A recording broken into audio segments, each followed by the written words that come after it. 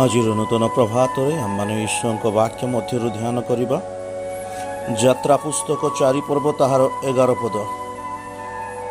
तहेरे सदा प्रभु तांकु कहिले, मनुष्यर मुख किए निर्माण करिअछंती, पुणी मनुष्य को मुख बा बधिर अबा दृष्टि विशिष्ट कि अबा दृष्टिहीन किए करई। आम्भे सदा प्रभु की ताहा न करू। आज नूतन प्रभात परमेश्वर अभिषिक्त भाव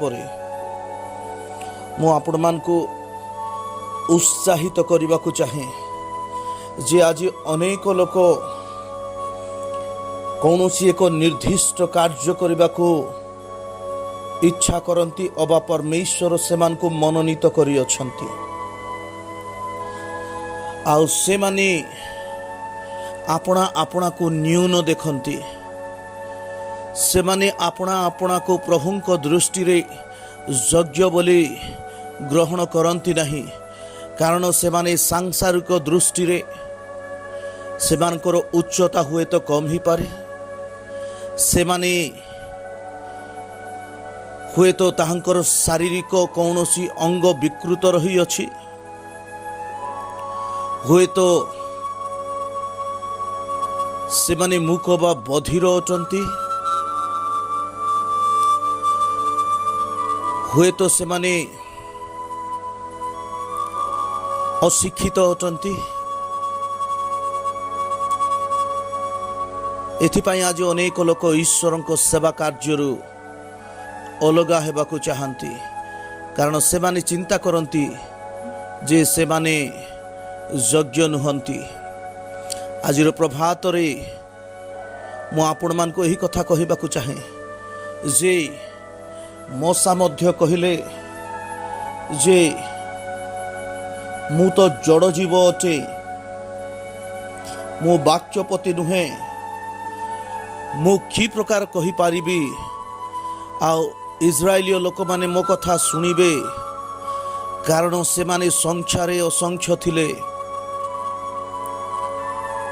से निजर दुर्बलता को देखिले, एथिपाई परमेश्वर कहिले जे मनुष्यर मुख किए निर्माण करी अछि, मनुष्य को मुख बा बधिर किए करुअछि,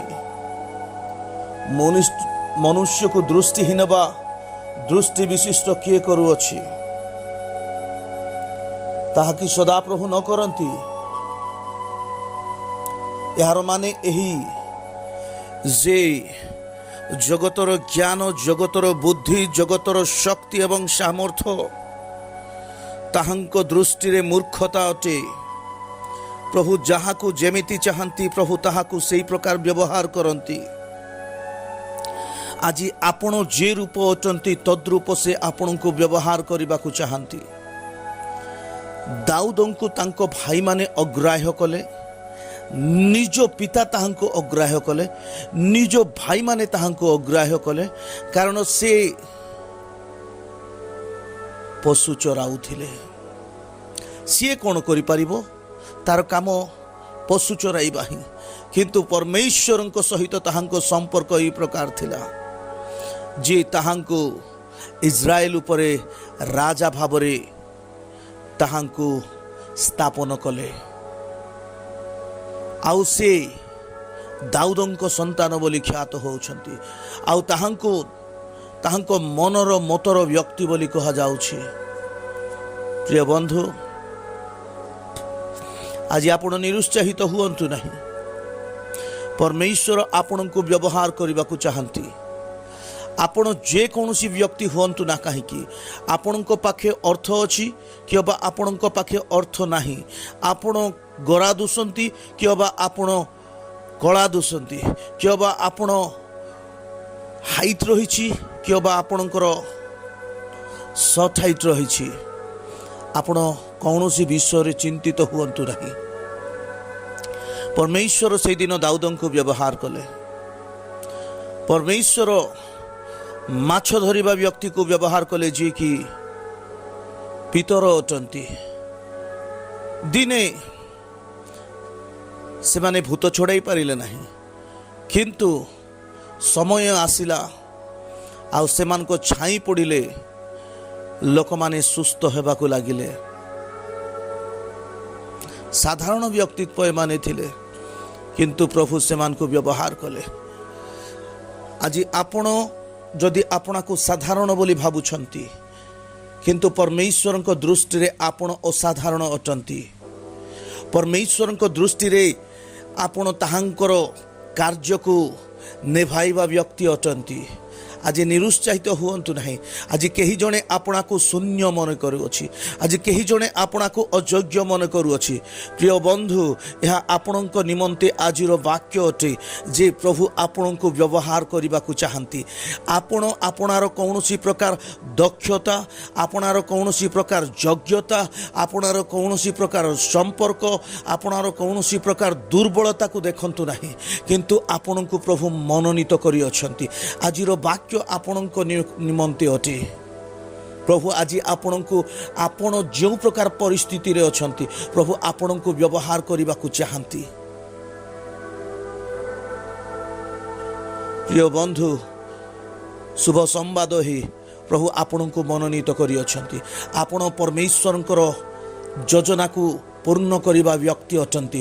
ମଶାଙ୍କୁ ପ୍ରଭୁ ଯେଉଁ ପ୍ରକାର ବ୍ୟବହାର କଲେ, ଦାଉଦଙ୍କୁ ପ୍ରଭୁ ଯେଉଁ ପ୍ରକାର ବ୍ୟବହାର କଲେ, ପିତରଙ୍କୁ ପ୍ରଭୁ ଯେଉଁ ପ୍ରକାର ବ୍ୟବହାର କଲେ, ତାହାଙ୍କ ସହିତ ତାହାଙ୍କ ଭାଇମାନଙ୍କୁ, ତାହାଙ୍କ ଶିଷ୍ୟମାନଙ୍କୁ ଯେଉଁ ପ୍ରକାର ବ୍ୟବହାର କଲେ, ପ୍ରଭୁ ଆପଣଙ୍କୁ ପୁଣି ମୋତେ ମଧ୍ୟ ତଦ୍ରୂପ ବ୍ୟବହାର କରିବାକୁ ଚାହାନ୍ତି। ସମର୍ପିତ ହୋଇଯାଆନ୍ତୁ ଆଜିର ପ୍ରଭାତରେ।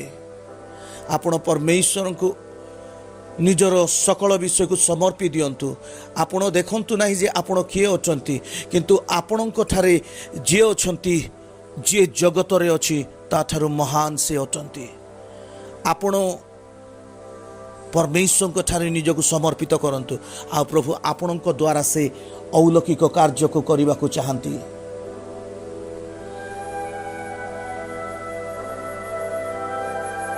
ଇଂରାଜୀରେ ଯଦି ଦେଖିବା, ଇନଷ୍ଟିଡ୍ ଆଇ ଚୁଜ୍ ୟୁ ଟୁ ସେର୍ଭ ମି ଜଷ୍ଟ ଏଜ୍ ୟୁ ଆର୍। ଆପଣ ଯେମିତି ଅଛନ୍ତି, ଆପଣ ସେମିତି ପରମେଶ୍ୱରଙ୍କୁ ସେବା କରନ୍ତୁ। ପ୍ରଭୁ ଏହା ଚାହାନ୍ତି। He can use you even with your limitation. ଆପଣଙ୍କର ସୀମିତ ପରିସ୍ଥିତି ମଧ୍ୟରେ ସେ ଆପଣଙ୍କୁ ବ୍ୟବହାର କରିବାକୁ ଚାହାନ୍ତି। ଆପଣଙ୍କର ପରିସ୍ଥିତି ମଧ୍ୟରେ ସେ ଆପଣଙ୍କୁ ମହିମା ଦେବାକୁ ଚାହାନ୍ତି।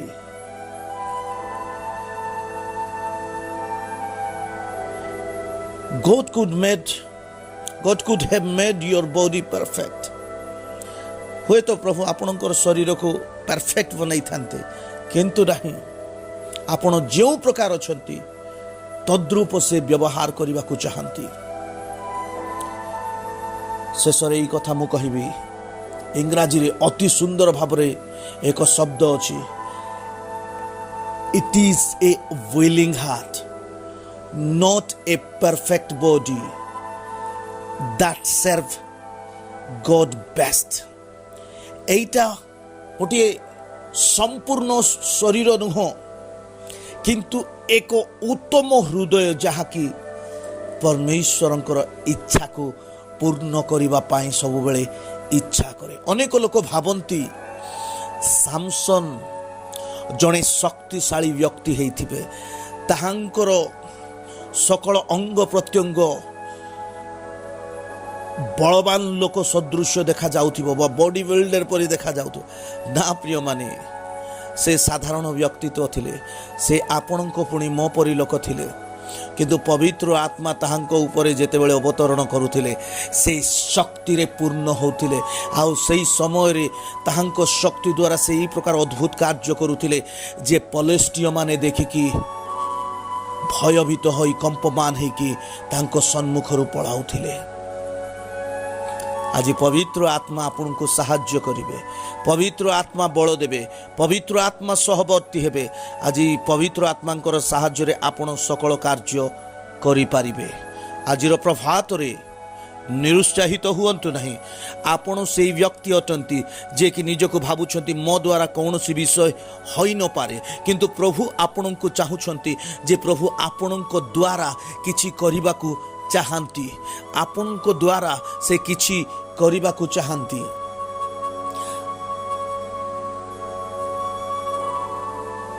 ମୁଁ ଏହି କଥା କହିବାକୁ ଚାହେଁ ଯେ ଆପଣ imperfected to men but perfect for God. ମନୁଷ୍ୟ ପାଇଁ ଆପଣ ଅଯୋଗ୍ୟ ହୋଇପାରିବେ, ଅସମ୍ପୂର୍ଣ୍ଣ ହୋଇପାରିବେ, କିନ୍ତୁ ପରମେଶ୍ୱରଙ୍କ ନିକଟରେ ଆପଣ ଯୋଗ୍ୟ ଅଟନ୍ତି, ଆପଣ ସମ୍ପୂର୍ଣ୍ଣ ଅଟନ୍ତି। ପ୍ରଭୁ ଏହି ବାକ୍ୟ ଦ୍ୱାରା ପ୍ରତ୍ୟେକଙ୍କୁ ଆଶୀଷ ଦିଅନ୍ତୁ। ପ୍ରାର୍ଥନା କରିବା। ଜୀବିତ ଈଶ୍ୱର, ଆଜିର ପ୍ରଭାତରେ ମୁଁ ପ୍ରାର୍ଥନା କରେ, ପ୍ରଭୁ ମନୁଷ୍ୟ ବାହ୍ୟ ରୂପ ଦେଖେ, କିନ୍ତୁ ତୁମେ ଅନ୍ତଃକରଣ ଦେଖ। ଓ ତୁମରି ଅଭିଷେକକୁ, ତୁମରି ଅନୁଗ୍ରହକୁ ନେବା ପାଇଁ ଓ ଅନେକ ପରିସ୍ଥିତି ଶୈତାନ ତିଆରି କରିଅଛି, କିନ୍ତୁ ତୁମେ ତାହାକୁ ସେହି ସ୍ଥାନରୁ ଉଦ୍ଧାର କରିବା ପାଇଁ ତୁମର ଯେଉଁ ଅଲୌକିକ ଯୋଜନା ଅଛି ପ୍ରଭୁ, ସେହି ଯୋଜନାକୁ କିଏ ନେଇ ନପାରେ। ଆଜିର ପ୍ରଭାତରେ ମୁଁ ପ୍ରାର୍ଥନା କରୁଅଛି, ଯେଉଁ ଭାଇ, ଯେଉଁ ଭଉଣୀ, ଯେଉଁ ବାପା, ଯେଉଁ ମା, ଯେଉଁ ସନ୍ତାନ ଏହି ବାକ୍ୟକୁ ଶ୍ରବଣ କରୁଅଛନ୍ତି ପ୍ରଭୁ, ସେମାନଙ୍କୁ ତୁମେ ଅଲୌକିକ କାର୍ଯ୍ୟ ନିମନ୍ତେ ମନୋନୀତ କରିଅଛ। ଆପଣଙ୍କର ଅଲୌକିକ କାର୍ଯ୍ୟକୁ ବହନ କରିବା ପାଇଁ, ପୂରଣ କରିବା ପାଇଁ, ଆପଣଙ୍କ ନାମକୁ ବହନ କରିବା ପାଇଁ ତୁମେ ସେମାନଙ୍କୁ ବାଛିଅଛ। ଯେଉଁ ପ୍ରକାର ତୁମେ ସାଉଲକୁ ପାଉଲ କଲ, ତଦ୍ରୂପ ତୁମେ ଆଜି ଅନେକଙ୍କୁ ତୁମେ ସାଉଲ ଠାରୁ ପାଉଲ କରୁଅଛ।